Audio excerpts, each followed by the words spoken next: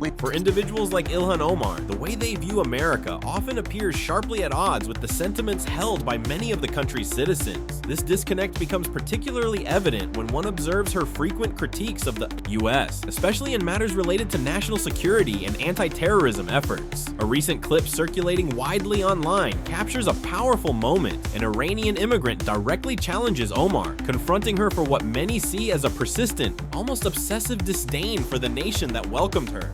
The woman questions why Omar, who fled her war-torn homeland of Somalia, rarely addresses the atrocities committed by the Islamist militant groups that tore her country apart, groups responsible for unimaginable suffering and the displacement of countless innocent families, including her own. Instead, Omar's public condemnations appeared to be almost exclusively reserved for the United States, the very country that provided her family with safety, opportunity, and an unprecedented platform of influence. Critics argue that such selective outrage feels not only hypocritical, but also deeply unfair, as it overlooks the immense sacrifices and protections America offers to its citizens and immigrants alike. Rather than expressing gratitude or acknowledging the balance and complexity of international policy, her commentary often portrays America as the chief villain on the global stage. This perceived lack of balance, condemning the West while remaining conspicuously silent on the crimes of violent Islamist factions, has caused growing frustration among Americans, especially those who fled oppression and now cherish the freedoms that this country provides. To them, it seems that Omar's rhetoric is not only disingenuous, but also a betrayal of the very ideals that enabled her rise to power. This is not just a political issue, it's a cultural and emotional one. Many feel that her approach divides rather than unites, alienates rather than inspires, and ultimately fails to reflect the responsibilities that come with leadership in a free and democratic society. This tension between gratitude and grievance, between opportunity and opposition, lies at the heart of a much larger national conversation about what it means to be American and who gets to define that identity.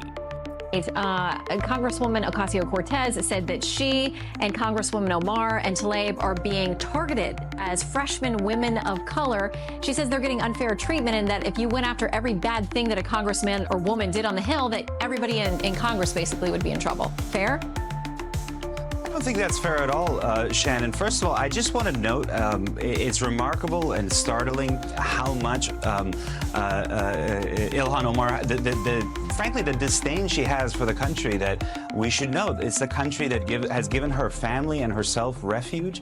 She escaped war-torn Somalia, was a refugee in Kenya for 4 years, and then thanks to a Lutheran church group, was able to ultimately immigrate to the United States. And I, as an immigrant myself, I have to note this constant disdain of her portrayal of the United States and its anti-terror policies under successive administrations, treating it as this sort of murderous country that cages children at the border and drones people, and not any similar criticism, I would say, of the Islamist groups, among them those that have turned Somalia, her homeland, into such a horrible place. Not one word of criticism, as far as I can tell. It's only directed at the country that has given her and her family refuge.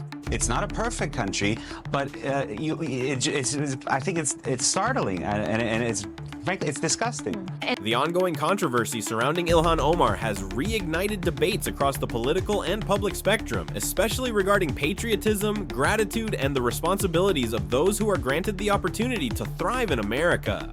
As someone who arrived in the United States as a refugee, having fled a war-torn country in search of safety and stability, many believe that Omar's journey embodies the very essence of the American dream, an opportunity granted by a nation, built on principles of freedom, tolerance, and opportunity for all, regardless of background. However, critics argue that instead of showing appreciation or working toward unity, she has increasingly taken a combative stance against the very nation that offered her protection and prosperity. Her repeated criticisms of America as inherently racist, coupled with her vocal support for Palestine in a highly volatile and polarized global issue, have left many questioning her allegiance and intentions. It strikes a nerve for those who see such behavior as deeply ungrateful, especially when coming from someone who not only found refuge here, but also rose to one of the highest positions of public service as a member of Congress. To them, it's not merely about political disagreement, but about a lack of basic acknowledgement of the freedoms and privileges this country has afforded her. Privileges millions around the world dream of but never attain. Furthermore, some feel that her rhetoric fans the flames of division rather than promoting constructive dialogue, especially on issues of race and privilege, where she often paints America with a broad negative brush.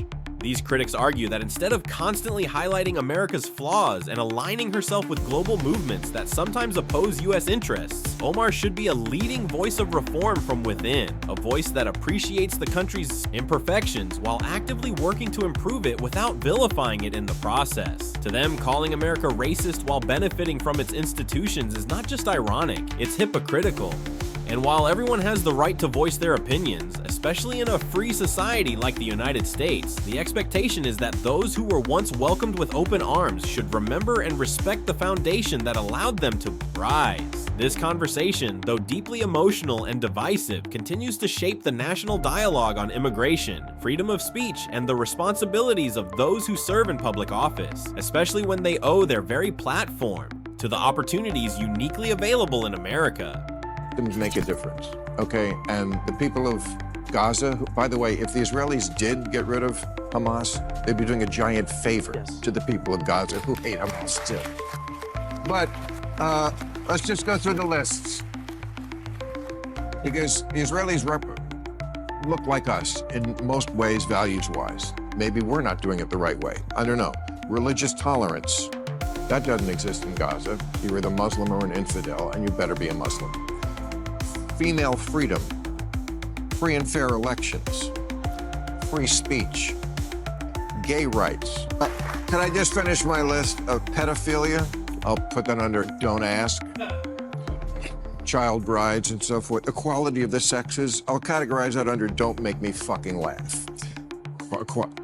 The fact that, you know, these people think that this is where they should be aligned with, that these are the values that you support. This is exactly the kind of country Ilhan Omar chooses to defend, one that not only fails to guarantee the basic human rights and freedoms that she herself enjoys in America, but also actively suppresses dissent, persecutes minorities, and limits the very liberties she so freely exercises on US soil. The irony is striking and unsettling. Having fled hardship and sought refuge in the United States, a nation that granted her safety, opportunity, and a powerful political platform, she now uses that platform to harshly criticize the very system that uplifted her. It feels less like constructive criticism and more like a betrayal, an act of turning one's back on the ideals of liberty, justice, and opportunity that welcomed her in her hour of need. Rather than advocating for meaningful change or using her voice to highlight real injustices with fairness and context, her repeated condemnations of America seem disproportionately harsh and out of touch with the realities of other oppressive regimes she appears willing to excuse or ignore. This kind of narrative, where America is portrayed as the global villain while authoritarian states are given a pass, doesn't just distort the truth, it undermines the sacrifices of millions who fought to build a nation grounded in democracy and civil rights. If this is the version of democracy she claims to represent, a version where selective outrage replaces objective accountability, where gratitude is overshadowed by grievance, and where the freedoms of one country are taken for granted while others suffer in silence, then we as a society must seriously reflect on the values we uphold, the voices we amplify, and the direction our discourse is heading. Because democracy is not just about the right to speak, it's also about the responsibility to speak wisely, with honesty, and with an understanding of the greater picture.